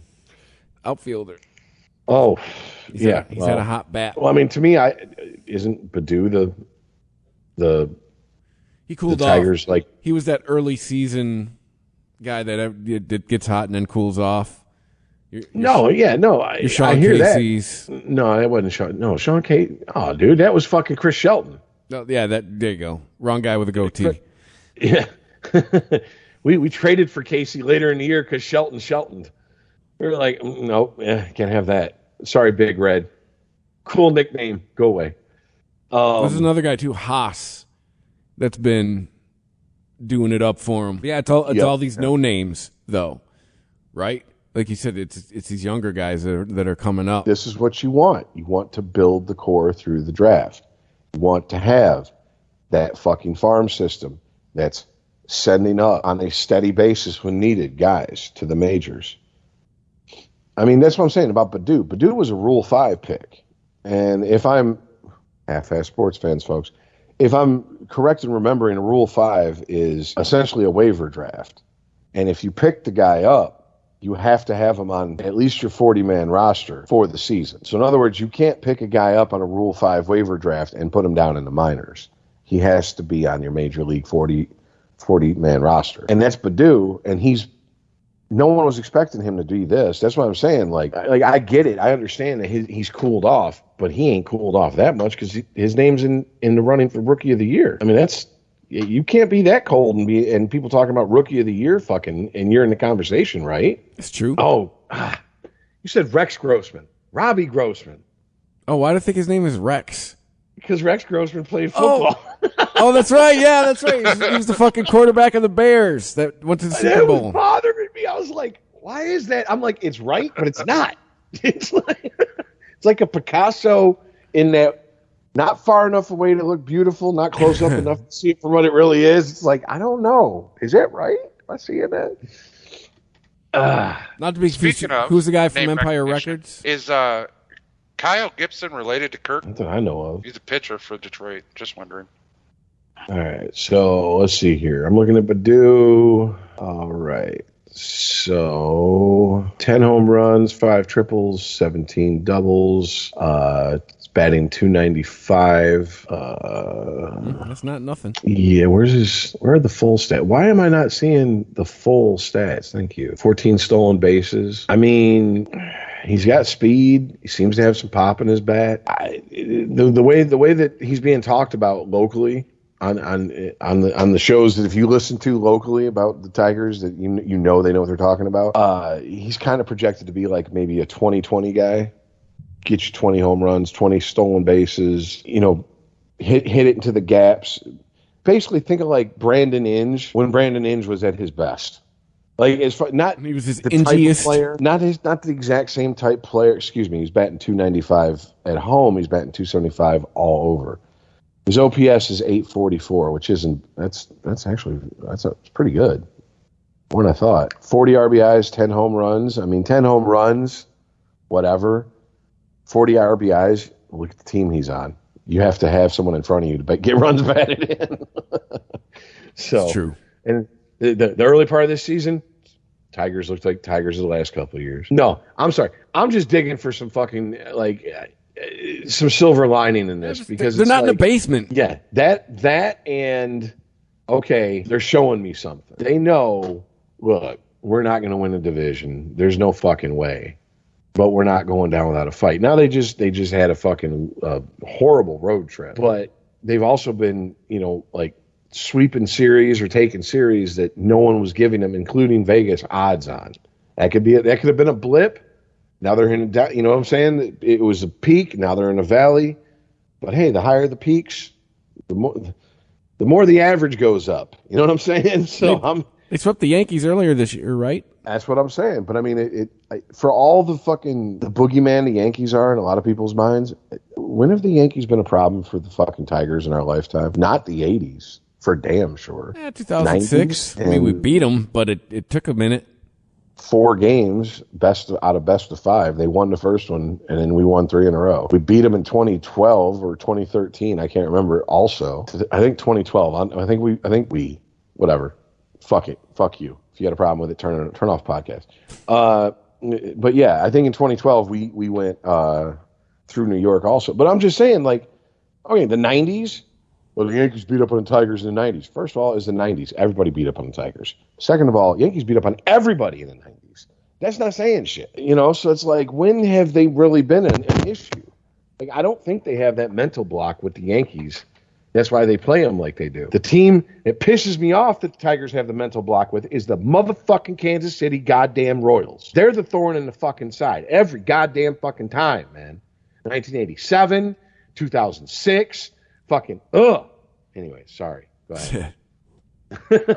No love for the Royals coming from Rich. Dude, and here's the deal. I hate that I have to hate the Royals. Who the fuck are the Royals? Take away your World Series in fucking in what, 2015, whatever, 2014, and you're one in the 80s and George Brett. And who the fuck cares about the goddamn Royals? Like, nobody. The answer's nobody. But there's a thorn in the Detroit Tigers side. Although we are talking shit about Ice's baseball team right now. My baseball team just because I live here.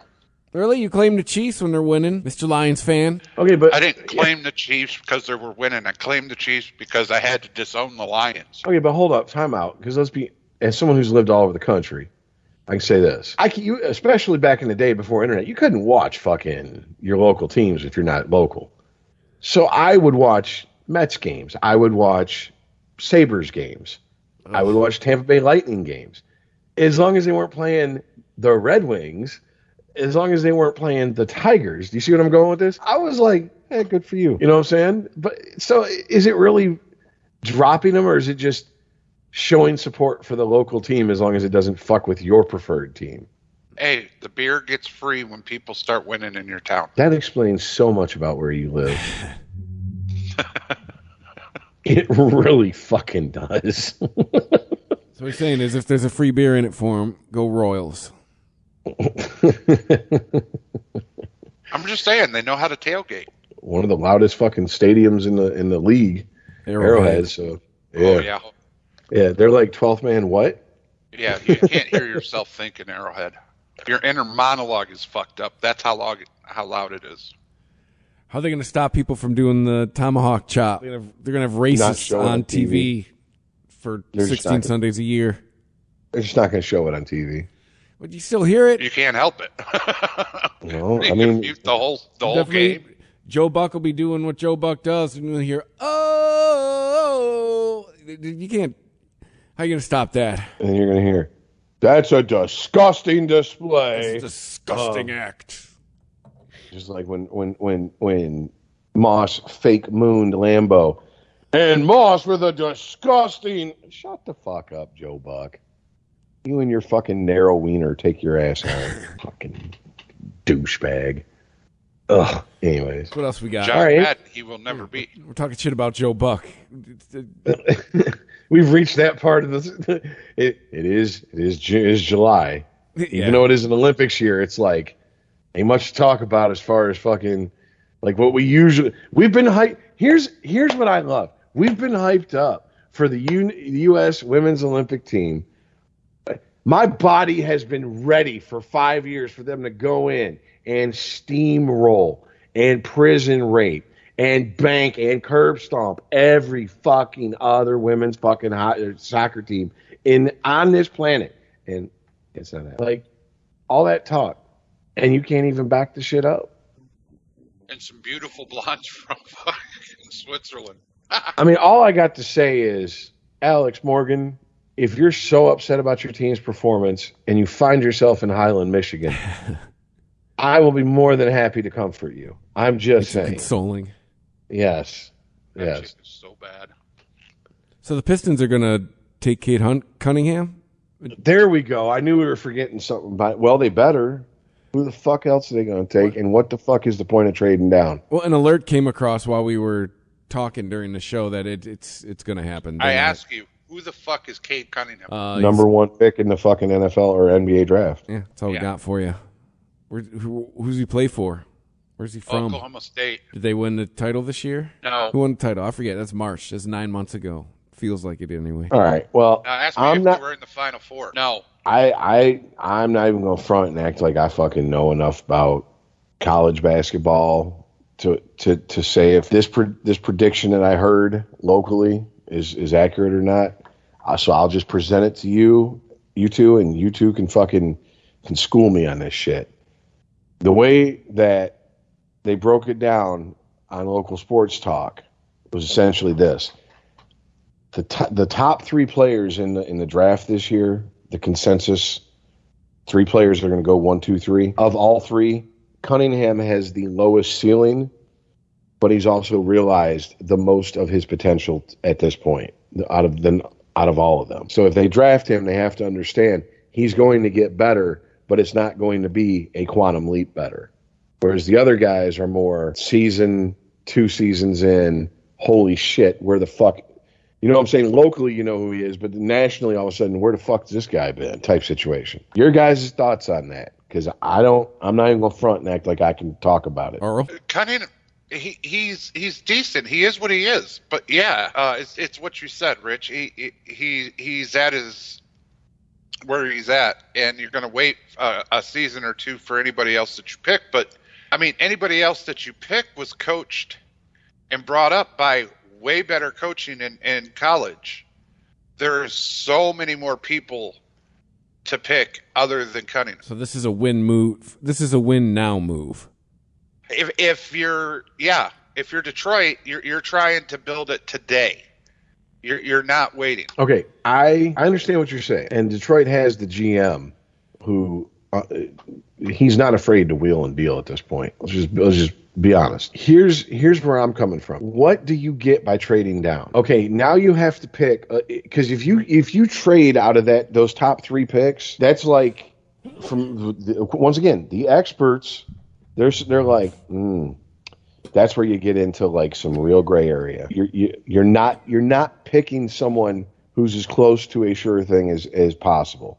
You're picking 65% chance of being an impact player in the NBA for double digits worth of years. You know, if that's the case, what trading down? What does it get them? Okay, you have draft capital, but it's useless because you have no one to fucking draft. You can draft a bunch of motherfuckers that, okay, I got 3 first-round picks, but it's pick 10, pick 17, and pick 30. The fuck are you walking out with of any value versus the number 1 overall pick? It just seems like you got to take them, right? Yeah, you don't hear the Tom Brady story too much in the NBA. The guy who went in like the 6th round. I mean, once again, it's been explained to me like this by many people over the years, and it's an aggregate of how is it explained to me. If I'm wrong, it's on me, but whatever. Your draft lottery guys are pretty much, this is how it usually goes. Your draft lottery guys are as close to sure things as you can get. Outside the draft lottery in the 1st round, you're hoping for role players. 2nd round, you're hoping for a fucking miracle. You're basically going, I'm throwing this at the wall, and if it sticks, good. If it doesn't, I wasn't counting on it anyways. And if that's the case, what good is trading down? The NBA, nothing. Well, that's what I'm saying. Right. And this draft, I mean, there's some to be, holy shit about, but there's not a lot. I think probably 4 of the top 10 are point guards. Cade Cunningham is one of those. He's a 6'8" point guard from Oklahoma State. He's a great size, but again, that's a winning move today. Okay. Evan Mobley is God damn. He's a center, and he's almost 7 foot. He's like 6'10", 6'11". But we have a center, so we don't need him in Detroit. Me personally, if I was to draft this year, I would go with Gonzaga, especially if they want a point guard. They have a guy named Jalen Suggs. That's where I would go. He's 6'5", a little bit shorter, but so much more potential. Problem is you're going to have to coach him up a little bit. You're going to wait a little bit. So I mean, it's on Detroit. See, what I think is interesting about what you're saying is you say that Cade's a win now move.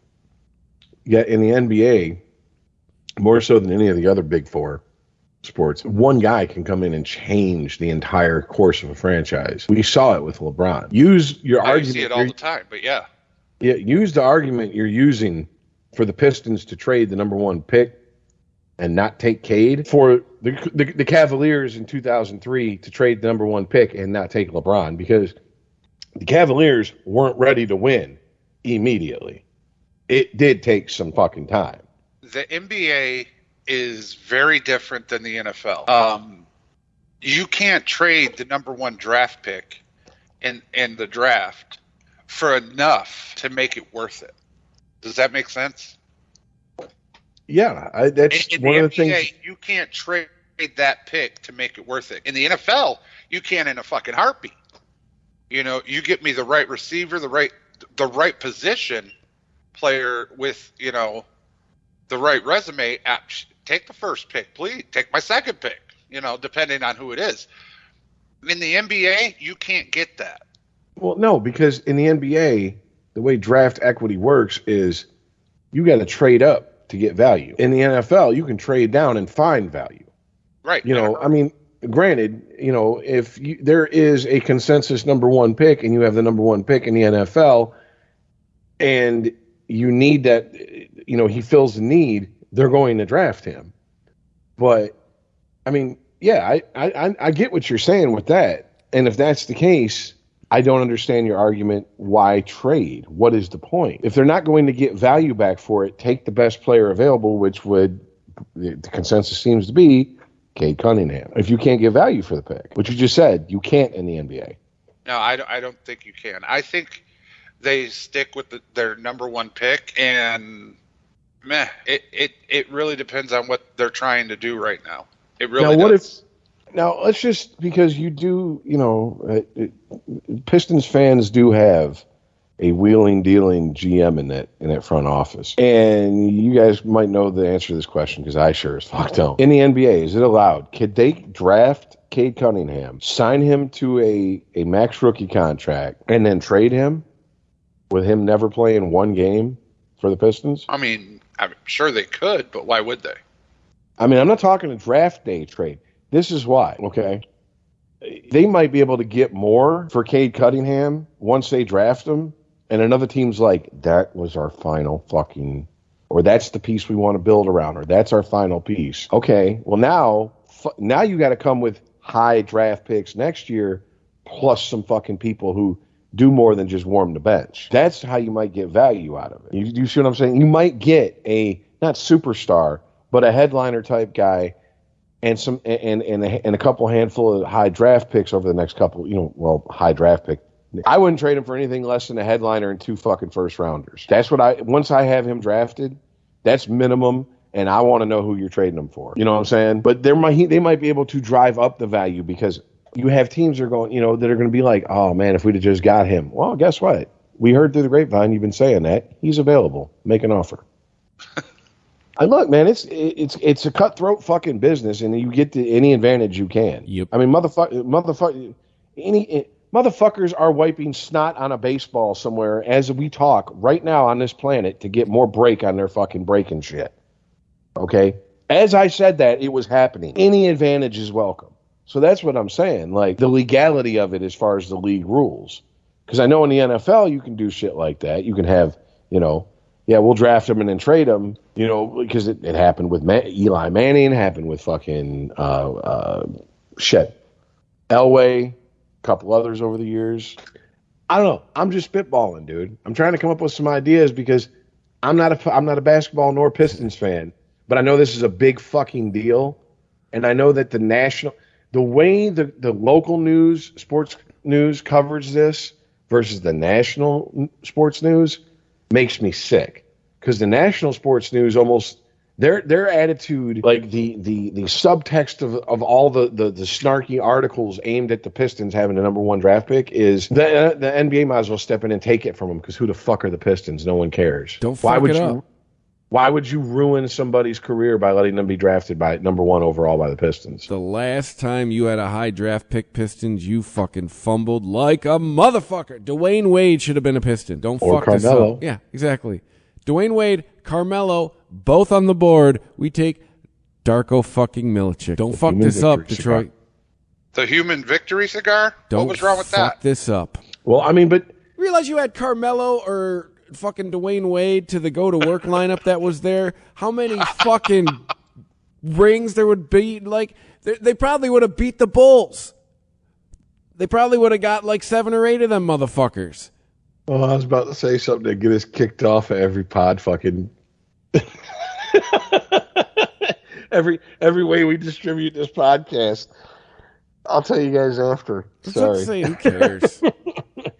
No. This one's bad. It's right. bad. But anyways, I mean, I understand that, but I also understand that they weren't saying that shit when Cleveland had the number 1 pick and LeBron was waiting in the wings. Now, yes, that's too juicy of a story. That's like fairy tale book shit. You know, his hometown gets the number 1 overall pick in the draft lottery. They draft him. It didn't, the fairy tale deferred, if you will. It took a sequel. LeBron coming back for the sequel for them to get the championship, but they finally did. The Pistons had no business being that high. That was clearly the year the word lottery kicked in. Like, the Pistons did not have that many balls in the hopper, and they got picked for number 2. Like, that is just, as far as sports fuck-ups go, to me, that's on the Mount Rushmore. That's top 5. Ryan Leaf over Peyton Manning, the guy they drafted before Jordan. Yeah. Everybody taken before fucking Brady. Yeah. I mean, it's up there with that shit. 98 pick. 99 pick. You could have had Dwayne Wade, and you picked Darko Milicic. Or Milicic, Listen, here we go. Whatever the fuck you're supposed to say. We're far enough removed from that regime and that ownership even of the Pistons. Fucking Joe Dumars. God damn where it. I don't think the taint of that is on anybody with their fingers in the pie right now. Nationally, yes, because nationally all they care about is the big picture. They don't care about the minutia of the situation. Locally, you don't take Cunningham. And that motherfucker, I don't care if he ever wins a championship or not, but if he ends up as a fucking superstar, dude, you'll never hear the end of it from Pistons fans. And rightfully so. You're absolutely right, Chris. This talk. Could have had Dwayne Wade. All this talk, we're pushing there. That's it. You're absolutely right. Traumatized. No, do you need a mental day? Do we need to stop the podcast? Right. He's absolutely right. No matter what you do, you better get it right. Because this is once in every 2 decades apparently for the Pistons. If they get this high of a pick. Oh yeah. So yeah, I'm with you, Chris. You know what? Fuck it. I was setting up band equipment at a gig watching that draft. So it was 2000 something. It was the LeBron draft. So 2003? 2003, yeah. Yeah, I was setting up equipment too. So I mean, not while I watched the draft, but yes, I at that point I was in the band thing as well. I remember. The place we were at had the draft on the TV while we were setting up. I ain't gonna lie, there was a couple games in Tigers games in 2006 where we were playing gigs, and I was like, before I'd get on stage and I'd spot the nearest TV, and I went over to the bar and I'm like, could you cock the TV to where it's like yeah, facing more of the stage? And they're like, why? I'm like, because I want to keep an eye on the score. They're like, seriously? Yes, motherfucker. Seriously. I can multitask like a motherfucker. Shut up. Oh, yeah, we had a gig the night the Patriots went undefeated to go to the Super Bowl. Like, we had a gig. We were playing. We're all like watching it while we're playing. Like, hey, all right, cool. Making sure we're not fucking up, but watching the Patriots game. Well, yeah, no. All this talk, you're absolutely right. Boom, you nailed it. And that's you can't fuck up. You don't have that luxury. You drop the ball on this, you might as well just admit to your fans, we're setting the franchise back, 5 to 10 years? Enjoy the teal uniforms we're going to bring back. That's what I'm saying. It's going to be that quality of basketball. A really big story for me personally is out of the top 10 prospects of this draft, like one of them's a big name school. Okay, like what back school? Context. Gonzaga. Okay. You know, when you think draft, you're thinking North Carolina, Duke, Kentucky. You know, Yeah, usually it was all the names when we were coming up. It was all the names that you had just heard in a tournament. Right, but like Cade is from Oklahoma State. The center I was talking about is from Southern California, from SoCal. You know, Jalen Suggs is from Gonzaga. That's the point guard I would take personally, but I digress. Okay, well, here's my question: are these guys one and dones? Well, yeah, Cade's 19. Okay, then you know why they picked? They don't give a fuck about no goddamn education. You know what they picked college for? They like the area. They like the look and smell of the pussy available in the area. Yeah, well, I like fucking the girls around here. The answer is generally always yes. Yeah. Let me ask you guys a real quick question, because Rich just brought up a great point about one and dones. I think that stops. Nah. I don't. I do. Well, the NCAA lets you make money off of your likeness. Yeah, but You're going to make money. You're going to make more money in college than you do your rookie contract. First of all, you're okay. You're trying to give the NCAA power they don't have. Okay, it ain't their decision. It's the NBA's decision. If the NBA says that one and dones are done, you've got to do just like before. You got to do what, 2-3 years, then you can come to the draft. That's what happens. No, Rich, I'm not saying that. Oh, okay. I thought that's what you were saying. No, I'm saying people like Cade and anybody else who can make money off their likeness stays in college. No, I get what he's saying. It's as long as there's small rookie contracts, it might behoove you to stay in college an extra year or so. Oh, okay. I would say this: any smart person would. If I have athletic ability, and I'm going to college for free because of the athletic ability, and I can make money off of myself while in college, while getting an education for free. Get a master's, yeah. Go join a fucking league and make money there. Even if I'm making the league minimum and I only last 3 years, I have I got at least a 4-year degree. I don't have any debt from it. I got name recognition like a motherfucker, at least I'm locally. A millionaire. Yeah, if you're good enough, you can play the long game in college and then go pro. Yeah, why? That's what I'm saying. I think the one and done can be done with. I think these kids will stay in college a little bit longer. All right, that's fair. It might be. Smart people might start taking. I'm not saying it's going to stop, but smart people will do what the scenario Rich was just talking about. Get your money, boo boo. No, and you have to realize that you are taking it. This is what I guess this is like. If there's a theme for this show today, this is the show. Young people, for you to get anything of value, you have to take risk. You have to take a chance. You have to do something you don't want to do, or you think you can't do, or whatever the fuck. That's all there is to it.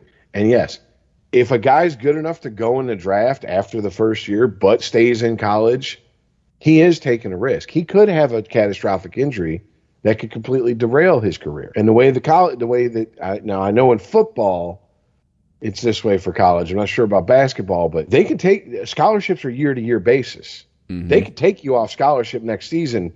You no longer go to U of M unless you got $50,000 laying around. That's just all there is to it. So, I mean, it is a calculated risk, but that is called life, folks. And smart people maximize what they can get by minimizing the risk.